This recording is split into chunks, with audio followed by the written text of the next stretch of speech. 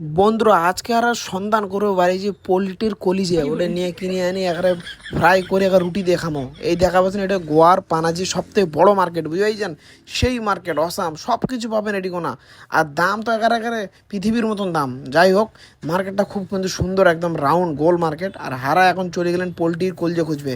এই চাচার গড় থেকে যে এখন আর পোলট্রির কলজে নেবো বুঝাইছেন। এই চাচা কলজি প্যাক করে দিলি, তারপরে চাচা কার শ্বশুর হয় এই চাচা শ্বশুরের থেকে কিছু না নিয়ে নিলেন, মানে সবজি টবজি নিলেন।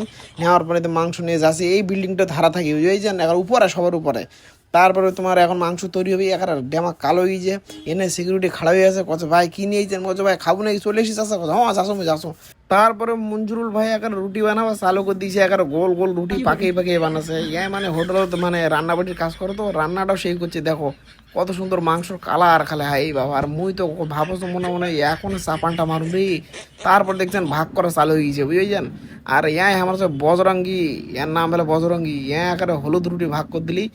আর তারপরে এত খালে গক গক করে খাচ্ছে রে। এই শালা মুখ না মুখলি কত খবরে ভাই। এ বাপ রে বাপ, খুশি হয়ে গেছে। মাংস টাংস দেখেন কত সুন্দর করে বাটিয়ে দিলি। তারপর ভাই মেয়েকার চাপান মারি দেখো দেখো, মজা আসি গেল বুঝছেন। তারপরে বাহেটার হাসি দাও, কোন আর হাসি ওরে।